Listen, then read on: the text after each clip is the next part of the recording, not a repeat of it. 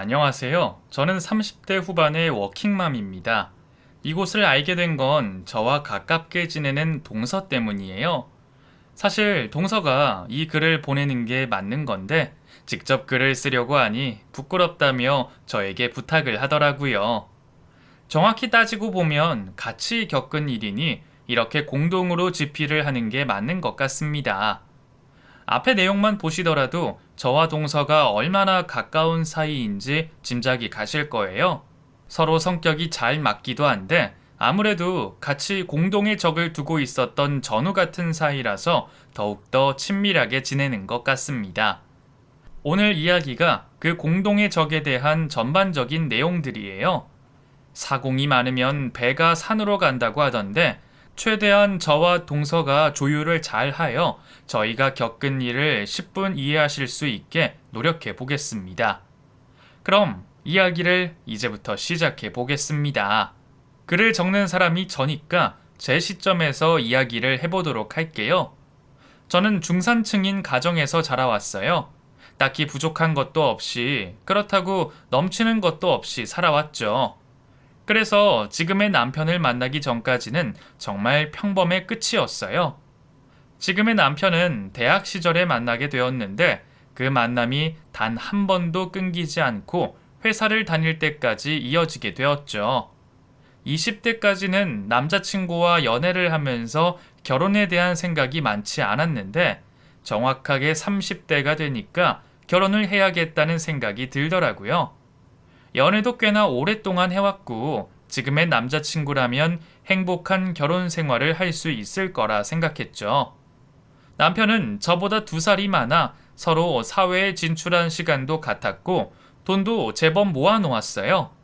그런데 남자친구는 항상 결혼 이야기가 나오면 우리나라 정서에 맞지도 않은 해외 이야기를 말하면서 동거를 추천하더라고요.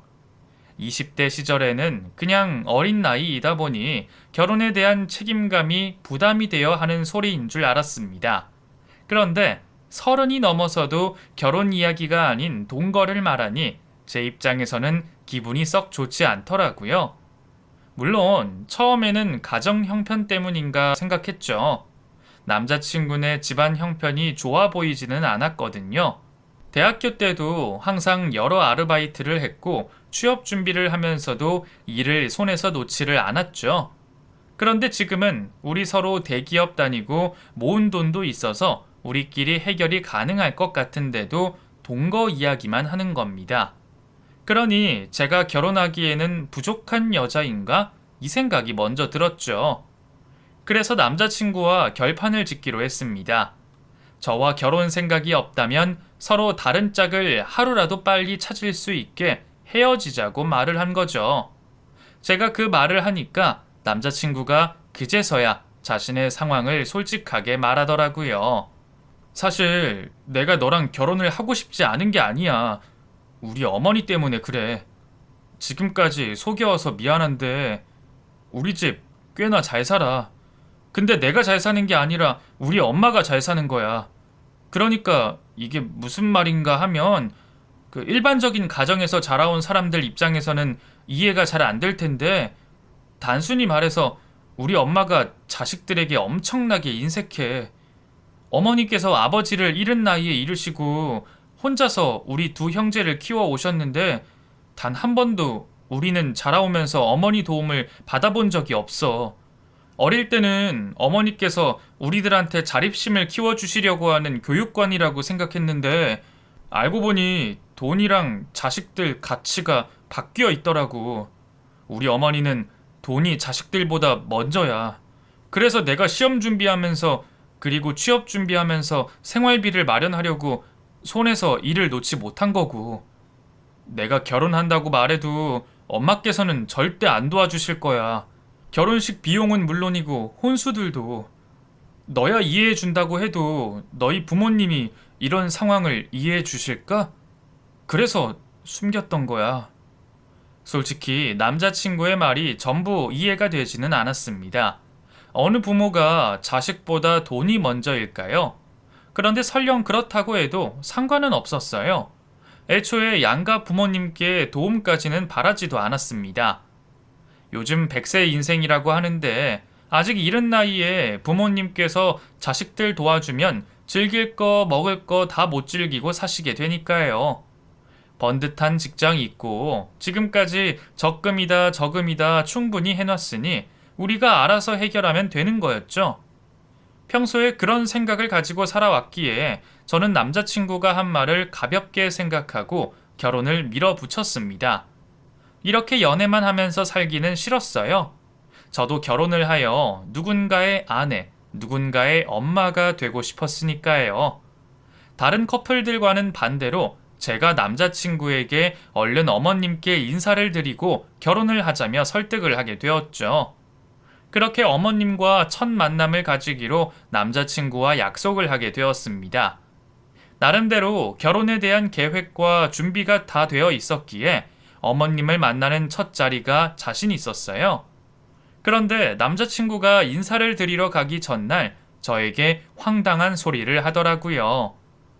저기 내일 지연이 네가 많이 놀랄 거야. 그래서 미리 말을 해주려고. 엄마가 원룸에서 보자고 하거든. 원룸? 사람들 사는 원룸? 거기서 왜? 그게 내 입으로 말하기 창피한데 어머니께서 네가 우리 집 형편 때문에 접근했을 수도 있다고 생각하셔.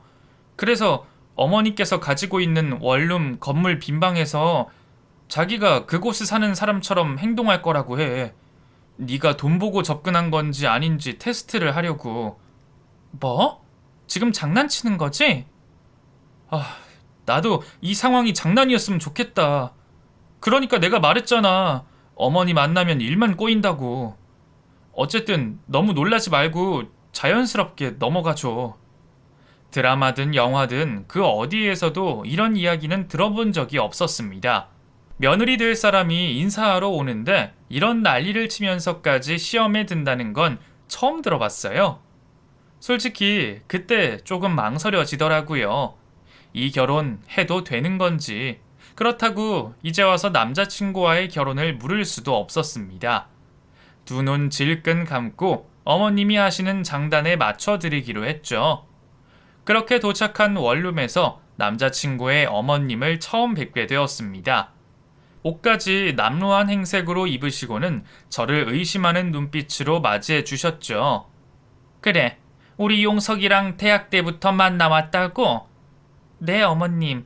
이제 서로 만나온 지 10년도 다 되어가고 아직까지 서로를 무척이나 사랑하고 있어서 결혼하려고요.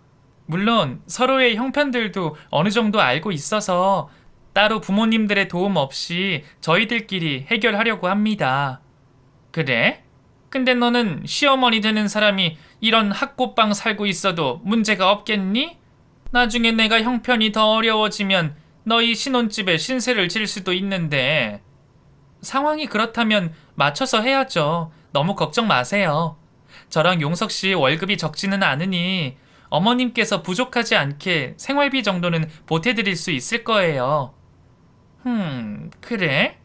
그건 그렇고 사돈 되실 분들 형편은 어떠시니? 아무리 너희가 잘 번다고 하지만 양가 모두가 힘들게 살면 그건 부담이 되지. 두 분 모두 지금까지도 일하고 계시고 제가 외동이다 보니 저희가 스스로 결혼 준비까지 하면 노후까지 문제가 없으세요. 일찍 자가를 구하셔서 빚도 없으시고 나중에 받을 연금도 있으시고요.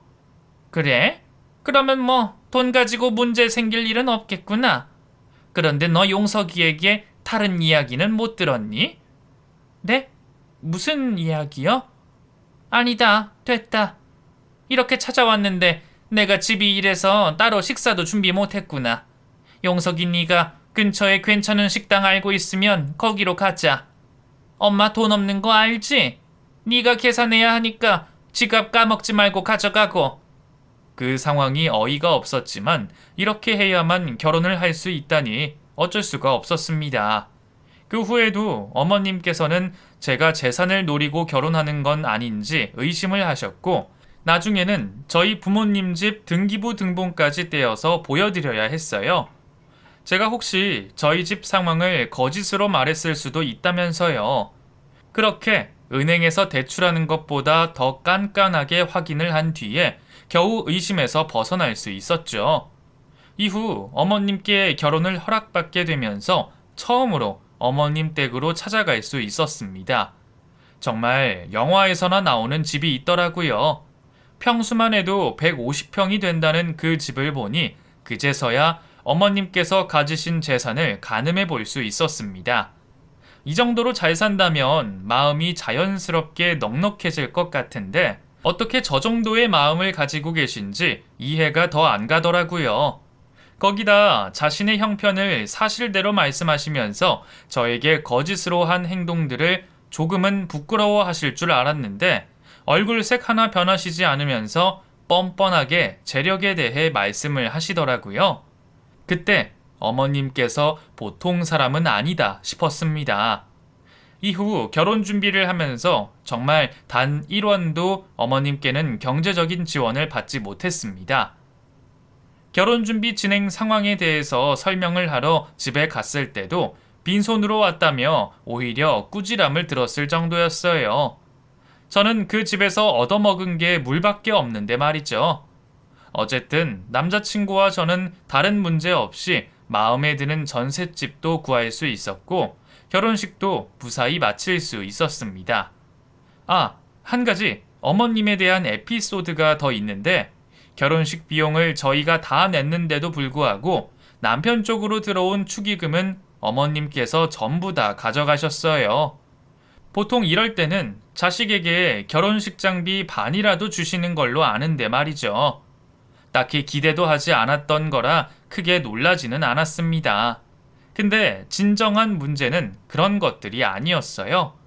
남편도 시동생도 제가 집안에 들어오고 나서 알게 된 일인데 어머님께서 술만 드셨다 하면 이상한 술주정을 하시더라고요. 제가 들어오기 전까지는 보통 자신이 힘들게 살아온 인생에 대해 한탄을 하셨다고 들었는데 제가 들어오고 나서는 욕까지 하시더라고요. 어머님, 너무 많이 드시는 것 같아요. 그만 드시고 방에 들어가셔서 주무시죠. 제가 모실게요. 이년 봐라. 네가 뭔데 들어가라고 하는 거야? 너 내가 무슨 고생하면서 살아왔는지 알아? 너 같은 년은 절대 모를 거야. 내가 남편 놈 죽고 나서 얼마나 열심히 살았는지 네가 알아? 진짜 허리가 기역자가 될 만큼 남들에게 숙이고 다녔어. 내 별명이 굽신이었다고. 굽신이. 알아 이년아? 너처럼 고생 하나 안 해본 년은 죽었다 깨어나도 모르지. 그래서 하는 말인데 내 재산 너희들이 나중에라도 네가 챙길 수 있을 거라는 생각은 버려. 왜냐면 그 돈은 내가 정말 피땀 흘려서 번 돈이라 내가 다 쓰고 이 세상 떠날 거거든. 만약에 다 못 쓰게 되면 나랑 같이 태워달라고 할 거야. 알겠냐고 이년아? 이렇게 술만 드셨다 하면 이년저년 욕을 해가면서 저를 밤새도록 내내 괴롭히셨습니다. 그나마 다행이었던 건 제가 일을 하고 있어 시댁에 갈 일이 적었고 도움을 받은 게 없어 제가 할 일도 별로 없었어요. 몇 없는 명절을 제외하고는 어머님께 그런 행패를 당하는 일이 몇 번 없었죠. 반대로 말하면 명절이나 얼마 없는 가족 모임에는 꼭 그 행패를 당해야 했습니다. 그러다 시간이 흘러 저에게 동서가 생기게 되었습니다. 시동생이 지난 4년 동안 사귀었던 여자친구와 드디어 결실을 맺게 된 거죠. 저랑 남편도 시동생과 동서의 연애 시절부터 자주 만나왔던 사이라 서로들 잘 알고 있었어요. 어차피 어머님이야 자신에게 금전적인 도움을 요청하지 않으면 결혼을 반대하지 않을 것임을 알았기에 이미 시동생이 결혼을 확정 지은 것처럼 식을 올리기 한참 전부터 형님 동서하며 지냈습니다. 그렇게 미리 집안 사람으로 지내면서 제가 혹시나 해서 동서에게 미리 말을 해둔 게 있었어요. 바로 제가 당했던 어머님의 연극이었죠. 설마 이번에도 동서에게 그런 짓까지 할까 싶었는데 혹시나 싶어서 미리 동서에게 언지를 하게 되었습니다. 전에도 저와 남편에게서 몇 번 이야기를 들었던 적이 있던 동서도 제 이야기를 다시 한번 들으면서 설마 그런 일이 또 벌어질까 하더라고요. 그런데 모두가 설마 하던 일이 또다시 벌어지고 말았습니다. 과거에 저에게 했던 행동 그대로 말이죠. 그런데 이번에는 저에게까지 연기를 하라고 하더라고요. 그 좁은 방에 두 식구가 살 수가 없을 텐데 무슨 연기를 하라는 건지 도대체 어머님의 생각을 읽을 수가 없더라고요. 결국 어쩔 수 없이 연기를 하게 되었는데 어디에서 그런 옷을 찾아왔는지 다 떨어지는 옷을 입혀놓고는 무조건 돈 없는 척을 하라는 겁니다. 이런 짓까지 해야 하나 싶었지만 그래도 어머님이 시키신 일이니 별말 없이 따르게 되었죠. 그렇게 어머님 소유의 원룸 건물 한켠에서 또다시 이 말도 안 되는 연기를 하게 되었습니다. 매번 술만 드셨다 하면 시작하시는 이야기를 다시 또 처음부터 듣게 되었어요. 돈을 번 내용만 쏙 빼고 평생 고생했던 내용들로 가득 찬 이야기지만 솔직히 와닿지 않은 내용들이라 그렇게 감동스럽지는 않았어요. 그런데 동서는 어머님 말씀을 듣고 눈물을 보이더라고요. 처음에는 동서가 이 연기에 맞춰서 가짜로 눈물을 흘리는 줄 알았는데 진실된 마음에서 나온 눈물이었어요. 나중에 왜 울었냐고 물어보니까 그렇게까지 하시는 어머님이 불쌍해 보여서 눈물이 나왔다고 하더라고요. 착한 줄은 알긴 했지만 이 정도로 착한 동서구나 싶었어요. 어찌되었든 잘 마무리된 동서와 어머님의 첫 만남이라고 생각했는데 어머님께서 동서와 헤어지고 나서 표정이 너무 안 좋더라고요. 무슨 일인가 싶어서 제가 한번 떠보게 되었죠. 어머님, 오늘 만남이 별로셨어요? 어머님 인생사에 눈물도 흘리고 착해 보이던데. 눈물 흘린다고 다 착하다 보일 수 없지. 다른 것보다 얘가 없이 자란 게 마음에 걸려. 너처럼 적당히 있는 애들은 큰 욕심이 없을 수도 있는데 그런 애들은 어릴 때부터 잘 살고 싶다는 욕망이 있으니까 좀 더 알아보고 싶은데 무슨 방법이 없을까 고민 중이야. 아무래도 내 재산 보고 시집 오는 것 같은데. 그럴 리가요. 아까도 저희 결혼한 것처럼 부모님 도움 없이 결혼하겠다고 했잖아요. 스몰 웨딩 이야기하는 거 보니까 돈 욕심은 없는 것 같던데. 그게 더 의심스럽지 않니? 여자라면 근사한 곳에서 예쁜 웨딩드레스 입고 한 번뿐일 수도 있는 결혼식을 즐기고 싶을 텐데 이 결혼을 중요하게 생각하지 않는다는 소리일 수도 있어.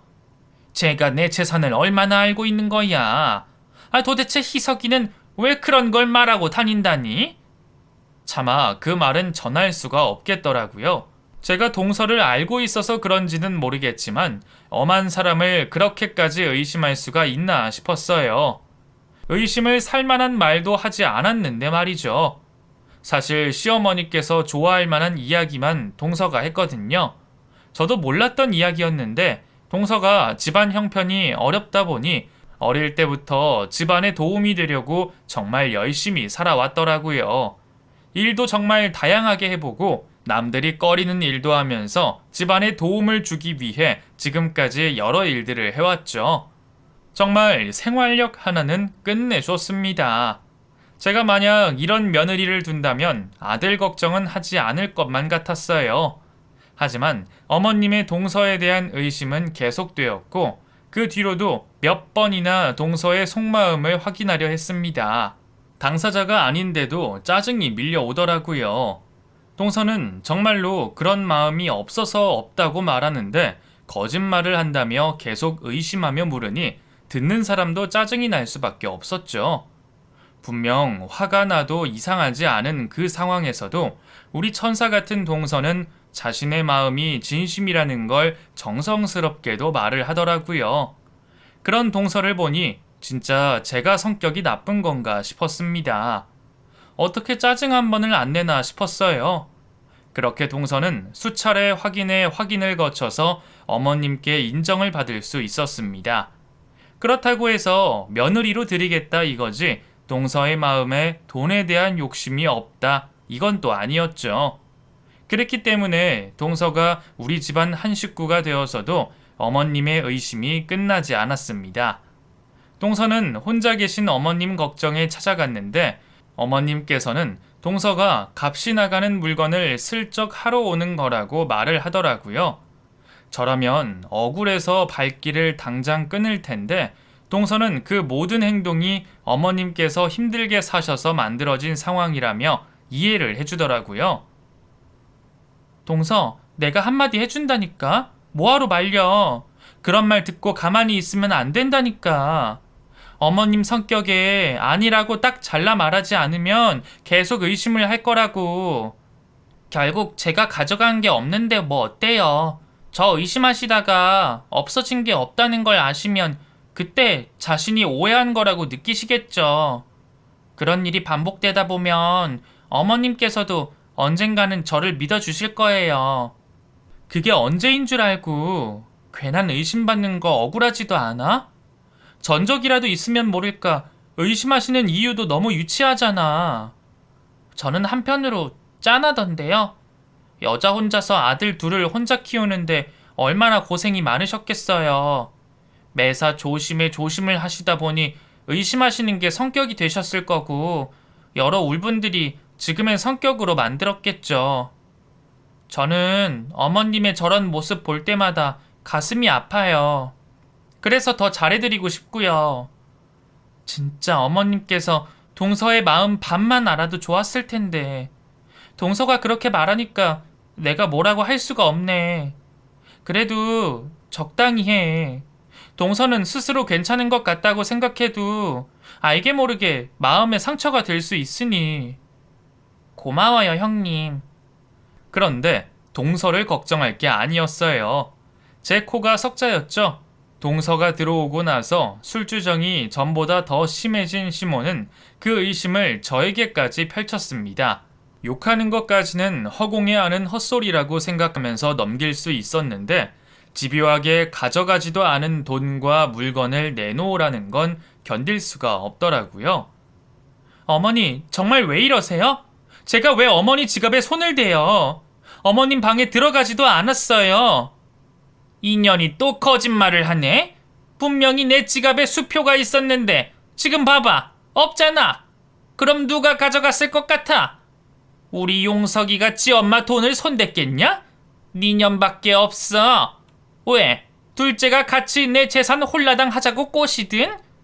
인연들이 정말? 여보, 그냥 집으로 가. 내가 어머니 잡고 있을게. 어머니, 정말 지연이한테 왜 이러세요? 이 사람이 어머니 돈을 왜 가져가요? 저는 동서만큼의 넓은 포용력을 가지지 못했습니다. 억울한 누명까지 쓰면서까지 며느리 노릇은 못하겠더라고요. 그래서 남편과 상의하에 시댁의 발길을 끊기로 했죠. 동서에게 미안했지만 제가 살려면 어쩔 수가 없었어요. 제가 없는 시댁에서 동서 혼자 고생하고 있을 게 훤히 보이다 보니 동서에게 몇 번이고 시댁에 찾아가지 말라는 말도 했었죠. 그런데 자기는 아직 며느리 노릇도 얼마 안 했다며 시모 곁에서 제 몫까지 하겠다고 고집을 부리는 겁니다. 어머님 절대 안 변하실 거야. 동서도 희석이에게 어린 시절 이야기 들어서 알잖아. 자식들한테까지 인색한 거. 그런데 우리가 잘한다고 달라질 게 있겠어? 내가 동서한테 미안해서 그래. 어차피 우리가 어머님께 빚진 것도 없는데 자기 자식들만 어머님께 잘하면 되지. 형님은 그래도 몇 년 동안 어머님 밑에서 열심히 며느리 노릇하셨잖아요. 저는 형님에 비하면 고생은 하지도 않았죠. 저도 견딜 수 있어서 하는 거니까 너무 미안해하지 마세요. 저는 형님 마음도 이해가 돼요. 괜히 저 때문에 이상한 일도 겪으시고 죄송해요. 다행히 동서와 저 사이에는 문제가 없었어요. 제가 시모에게 발길을 끊으며 동서가 하는 일이 더 늘어났을 텐데도 말이죠. 집에 자주 들어오라고 해서 일을 많이 시키거나 제사를 일일이 차리는 집은 아니었지만 그래도 며느리로서 기본적으로 해야 할 게 많을 텐데 그걸 혼자 다 하고 있었을 테니까요. 동서가 저와 시모의 싸움 사이에 끼인 존재인 것 같아 항상 미안한 마음을 가지고 있었습니다. 그래서 더 자주 연락하고 어디 문제가 없는지 물어보며 동서에게 신경 썼던 것 같아요. 남편은 시모를 챙겨주었지만 저는 우리 동서를 챙겨주었습니다. 그렇게 해야 제 몫까지 하고 있는 동서에게 제 마음이 전달될 것 같았거든요. 형님, 보내주신 선물 잘 받았는데요. 뭘 이런 걸 또 챙겨주세요. 저번에 화장품 선물 주신 게 얼마나 됐다고요. 번번이 감사해요. 저는 해드린 것도 없는데. 동서가 왜 하는 게 없어. 괜히 나 때문에 동서가 어머님 댁에 가서 고생을 하고 있는데. 그게 몇 번이나 된다고요. 명절에 음식 얼마 차리지도 않고 요즘에는 무조건 싸게 해오라고 해서 대부분 밖에서 사와요. 그래도 둘이서 뭐든 나눠 감당하는 거랑 혼자 감당하는 거랑 같나. 동서, 그래서 하는 말인데 어차피 동서 안 간다고 해도 대단한 난리칠 어머님 아니잖아. 오히려 추석이다 설이다 찾아가지 말고 돈을 들이면 더 좋아할 뿐이야. 괜히 찾아가서 그 말도 안 되는 술주정 받아주지 말고 동서도 그쪽에 발길 끊어. 조씨 집안 남자들도 어쩔 수 없이 가는 거 동서도 알잖아. 희석이도 저번에 가지 말라고 했다면서 어머님은 다른 사람과 다르게 정말 죽어서까지 그 돈들 전부 자기 품에 안고 돌아가실 수 있는 분이야. 물론 동서가 꼭 돈 때문은 아니겠지만 뭐하러 욕까지 들으면서 며느리 노릇을 하려고 해. 저도 알아요. 근데 이러는 게 마음이 좀 더 편해서요. 그리고 이렇게 하면 형님께서 선물도 챙겨주시니 일석이조잖아요. 또 요즘에는 제가 가야 할 나름의 이유도 있어서요. 가야 할 이유? 그게 뭔데? 왜? 어머님 어디 안 좋으셔? 그이에게 그런 말은 못 들었는데. 아니에요. 그냥 한 말이에요. 요즘에 따로 시키시는 일들이 좀 있어서요. 안 그래도 이번 주 토요일에 김장하자고 저 부르셨거든요. 평소에 하지도 않던 김장을 한다고? 무슨 일이래? 맨날 사먹는 게 싸다고 하던 사람이? 그리고 별것 아닌 일에 자기 집에 있으면 뭐 훔쳐간다고 하는 사람이 직접 집으로 들어오라고 했다고? 그러게요. 이제는 김치를 해다 드시고 싶은가 봐요. 참 별일이다 싶었어요. 어머님께서는 혼자 사는 집에 김치 해 먹어봤자 얼마나 먹냐며 김장하는 값이 사 먹는 것보다 더 들어 절대로 김장하는 법이 없었거든요. 거기다 동서가 집에 발을 붙이기만 했다 하면 맨날 자기 돈을 노리고 집에 왔다며 집 나갈 때마다 몸수색을 해서 뭐 가져가는 게 없는지 확인해야 한다던 시모인데 무슨 바람이 불어서 김장을 하러 동서를 부른 건지 좀처럼 추측이 안 되더라고요. 그러다 문득 김장을 혼자 하는 동서가 뼈 빠지게 고생을 하는 건 아닌지 걱정이 되더라고요. 시모의 평소와 다른 행동에 미리 김장을 하자며 준비하는 걸 봐선 동서가 꽤나 고생을 할 거라고 생각이 들었습니다. 모르고 있었으면 모르겠는데 뻔히 동서에게 고생할 이야기를 다 듣고 나서 모른 척 할 수는 없겠더라고요. 제가 토요일에 시댁에 가서 동서가 홀로 할 김장을 돕기로 했습니다. 그렇게 주말이 되고 저는 동서를 돕기 위해 시댁으로 향했어요. 그런데 아무리 초인종을 눌러도 응답이 없는 거예요. 한참을 기다렸던 저는 안에 사람이 없는 것 같아 제가 대문 비밀번호를 누르고 집을 들어갔습니다. 정원을 지나 현관 앞에 섰는데 안쪽에서 동서의 격양된 목소리가 들려왔죠. 무슨 일인가 싶었던 저는 곧장 안으로 들어가게 되었고 그곳에서 동서에게 두들겨 맞고 있는 시모를 목격하게 되었습니다. 반대인 상황이라면 모를까 이런 모습은 단 한 번도 상상해 본 적 없던 일이어서 어리나간 채로 그 모습을 바라만 보았죠. 아줌마, 이혼하면 남이야. 알겠어? 우리 관계가 그렇게 깨지기 쉬운 관계라고. 그러면 정도껏 해야지. 이건 해도 해도 너무하잖아. 사람 탈을 쓰고 어떻게 이렇게까지 못되게 굴어? 내가 무릎까지 빌며 부탁했는데 사람을 이렇게까지 가지고 놀 수가 있냐고! 길길이 날뛰는 동서를 우선 말리기로 했습니다. 아무리 어머님께서 잘못했더라도 이건 아니다 싶었거든요. 그렇게 두 사람 사이를 갈라선 저는 동서를 시모 곁에서 떼어놓았죠. 그리곤 도대체 무슨 일로 이렇게 된 건지 그 경위를 물어보게 되었습니다. 동서, 우선 진정 좀 해. 무슨 일이길래 어머님을 두들겨 패? 또 술 먹고 동서에게 뭐라고 한 것 같은데 그래도 폭력은 아니지. 똥이 무서워서 피해? 더러워서 피하지? 도대체 무슨 일이길래 이렇게까지 한 거야? 제가 동서를 진정시키자 잔뜩 화가 나 있던 동서는 그나마 화를 조금씩 가라앉히기 시작했고, 이내 눈물을 흘리면서 이런 상황까지 오게 된 이야기를 해주었습니다. 그런데 이야기를 듣다 보니 시모가 해도 해도 너무하더라고요. 이야기를 듣는 내내 저도 화가 났을 정도로요. 사실 한 달 전에 저희 부모님께서 전세 사기를 당하셨어요. 전세금 못 받는 건 물론이고 대출금까지 상환해야 하니까 정말 어쩔 수 없이 저한테 도움 좀 부탁한다고 어렵게 말씀을 꺼내시더라고요. 근데 형님도 아시다시피 저희가 넉넉한 형편은 아니잖아요. 돈 몇천만 원은 어떻게 융통해 온다고 해도 몇 억을 한 달 안에 어떻게 구해요. 형님께 부탁해보려고도 생각했는데 괜히 말했다가 걱정만 안기는 것 같아서 말씀을 못 드렸어요. 근데 집에 그만큼의 돈을 가지고 있는 분이 있잖아요. 어머님이요. 그래서 제가 정말 어렵게 말씀을 드리게 되었어요. 형님도 아시죠? 어머님께 돈 이야기하는 게 얼마나 어려운지. 그래도 이번에는 제 사정 봐주시고 도와주실 줄 알았어요. 제가 몇 년 안에 갚겠다고 차용증도 쓴다고 했다고요. 어머님께서 제 이야기를 듣고 한참 생각하시더니 그 돈 빌려주시겠다고 하시더라고요. 근데 자기도 그 정도 돈을 바로 빼올 수는 없으니 시간이 좀 필요하다고 저보고 조금만 기다리라는 거예요. 투자 때문에 분산한 돈이 많고 직접 돈 빌리는데 문제가 없는지 법적으로 알아본다고요.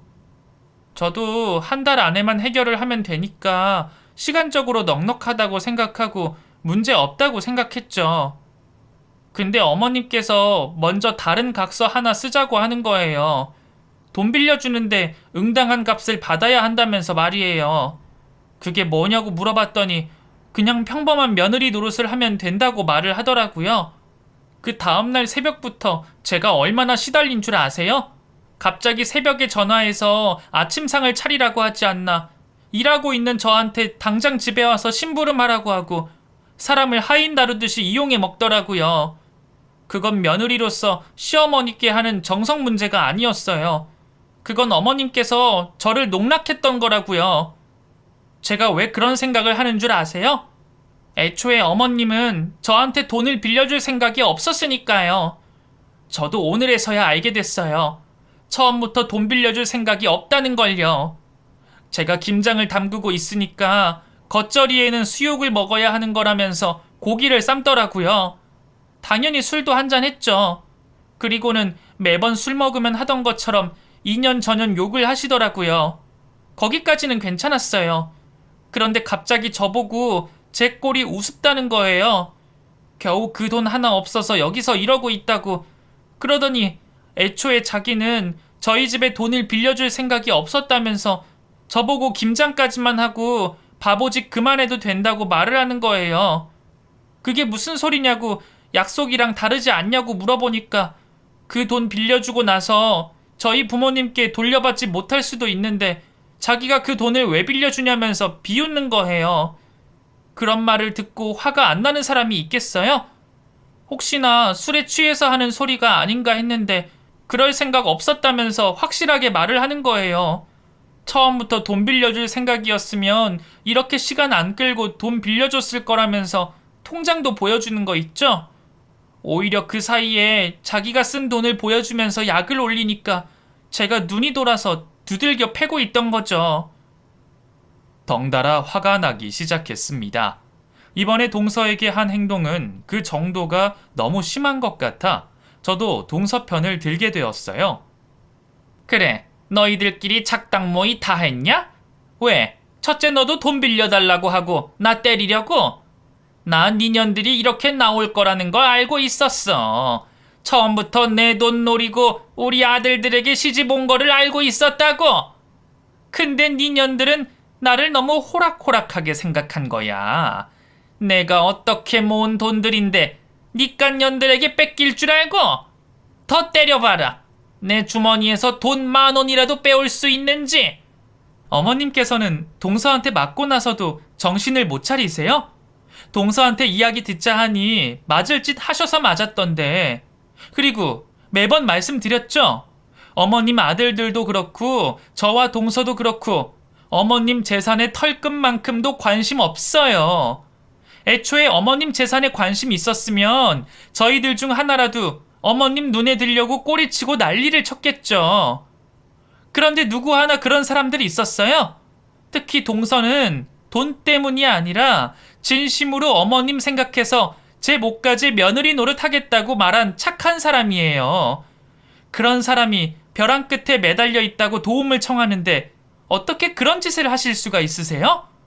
그 전까지는 어머님께서 돈에 집착하시는 모습 보고 좀 심하다 싶었지만 한편으론 여자 혼자 얼마나 힘들었으면 저렇게 돈에 집착하나 싶어서 이해도 갔거든요. 그런데 이번에 보니 아주 돈에 미치셨네요. 어머님, 사람 있고 돈 있는 거지 돈 있고 사람 있는 거 아니에요. 제발 정신 좀 차리세요. 어이구 놀고들 있네. 말은 누구든 그렇게 못해? 내 돈 보고 이 집에 시집 왔으면서 시치미를 떼기는. 이년들아, 내가 니년들 머리 꼭대기에 있는 사람이야. 그리고 둘째 너, 오늘 한 짓으로 네 부모 전세금은 날아간 줄 알아라. 내가 말은 그렇게 했어도 너 하는 거 봐서 도와줄까 싶었는데 시애미를 때리는 년에게 무슨 돈을 빌려줘? 네 부모 길거리에 나앉든 어디 목을 매서 죽든 알아서들 해라. 뭐? 당신 정말 정신 못 차렸지? 아주 더 맞아봐야 그 입 다물지. 동서, 그만해. 됐어. 뭐하러 저런 사람 상대를 해. 내가 도와줄 테니 걱정하지 말고 저런 여자 상대하지 말자. 여기서 더 같이 상대해봤자 우리도 저 여자급이 되는 거야. 그만하고 나가자. 그래 이년들아, 어서 꺼져버려라. 나중에 봐라. 니년들이 돈 빌려달라고 찾아와도 내가 눈 하나 깜짝하나. 결국 내 아들들도 내 돈이 더 중요해서 니년들 버릴 거야. 그럼 니년들은 오늘 이 일을 후회할 거고. 마음 같아서는 쉬지도 않고 조잘거리는 시모의 입을 꿰매버리고 동서가 했듯이 후드려 패고 싶었습니다. 하지만 그것도 매 맞고 정신 차리는 사람에게나 하는 짓이지 애초에 돈에 미쳐서 정상적인 사고를 못하는 사람에게 해봤자 제 손만 아플 일이었죠. 그렇게 저는 동서를 데리고 시댁을 빠져나왔습니다. 그리고 저희 집으로 데려가 앞으로의 일에 대해 상의를 하게 되었죠. 동서에게 빌려줘야 하는 그 금액이 꽤나 큰 돈이어서 저 혼자 해결할 수가 없더라고요. 당시에 한시가 급한 상황이니 남편과 저희 부모님 그리고 주변 친구들에게 조금씩 부탁을 하여 그 돈을 마련하게 되었습니다. 그리고는 남편과 시동생을 불러 오늘 있었던 이야기를 하게 되었어요. 안 그래도 시모에게 전화가 왔었다며 무슨 일이 있었는지 궁금해 하더라고요. 좀 전에 일에 궁금해하는 두 사람에게 동서가 겪었던 일을 말해주게 되었습니다. 평생을 살아오며 가장 가까이에서 시모와 지내왔던 두 사람이었기에 동서가 겪은 일을 모두 단 한 번의 물음 없이 이해를 하더라고요. 미안해 여보. 죄송해요 형수님. 설마 이 정도 일까지 생길 거라고 생각도 못했는데 아무래도 내가 잘못한 것 같다. 장남으로서 어머니가 지금까지 우리 가족들에게 저렇게까지 하는데 어떠한 대처도 못한 건 모두 내 잘못이야. 그렇다고 내가 어머니께 말씀을 드린다고 해서 정신을 차리실 분도 아니고 저렇게 가족들도 필요 없고 돈만 필요하다고 자기 입으로 말을 하는데 더는 헛된 기대를 걸어보는 것도 오늘같이 M1 피해자만 만들 뿐이지. 나는 우리 가족을 위해서 이제 아들 노릇 그만하려고 한다. 지금까지 내가 어머니께 한 행동들이면 어머니가 나를 낳아주신 값어치는 충분히 한 것 같아. 어머니가 매번 말씀하시는 것처럼 기브앤테이크가 성립이 안 돼. 매번 우리만 마음이든 정성이든 어머니에게 주고 피해만 보잖아. 나는 우리 가족을 위해서라도 어머니와 연 끊으려고 한다. 희석이 너는 어떻게 생각해? 나야 형이 먼저 그렇게 얘기해주면 고맙지. 내가 동생인데 형을 두고 이런 말 하기 힘드니까. 나도 솔직히 희수가 어머니 찾아가는 거 매번 마음에 걸렸어. 맨날 사람 무시하고 술 먹으면 욕이나 하고 그렇다고 나중에 미안하다고 사과를 하는 것도 아니잖아. 내가 부모 자식 간 연 끊어서 우리 가족 편할 수만 있다면 난 찬성이야. 그렇게 남편과 시동생은 시모와 연을 끊기로 마음을 먹었고 시모가 술이 깬 다음 날 집으로 찾아가 자신들의 뜻을 전하게 되었죠. 그런데 시모는 그런 상황까지 예상을 못했었나 봅니다. 아들들이 돈 때문이라도 자신의 옆에 붙어 있을 줄 알았나 봐요. 사랑하는 사람을 버리면서까지요. 남편과 시동생 말로는 두 사람이 연을 끊겠다고 말을 하자 무척이나 당황한 모습이었다고 합니다.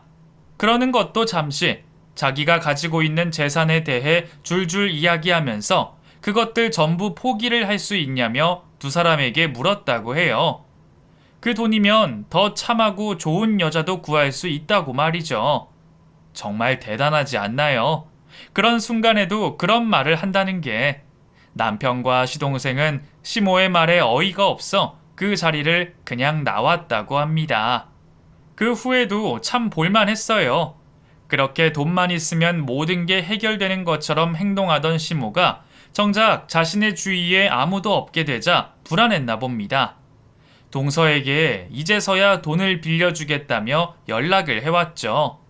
아마 미안하다고 잘못했다고 했으면 조금이라도 상황이 달라질 수 있었을 텐데 이런 상황에서까지 솔직하게 사과를 하지 않고 남의 약점을 이용해 자신의 잘못을 없었던 일로 하려고 한다니 진짜 너무 치사하더라고요.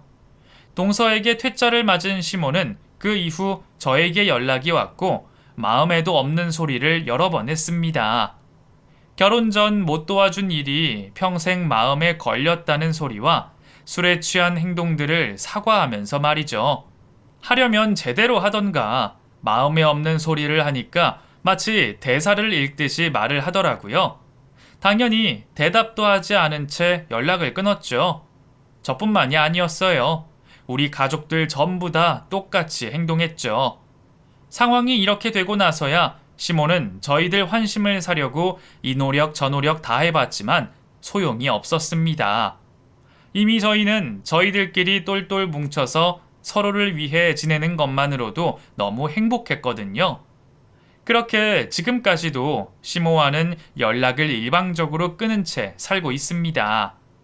요즘 같은 명절이면 시모 생각이 좀 나긴 해요. 물론 어떠한 동정심도 들지 않지만요. 그냥 진심으로 죄를 뉘우치고 잘못을 깨달았을까 궁금해하는 정도죠. 나이가 들어갈수록 이런 명절날 외로움이 더 커진다고 하던데 제발 시모가 정신 차리고 사람이 바뀌었으면 좋겠네요.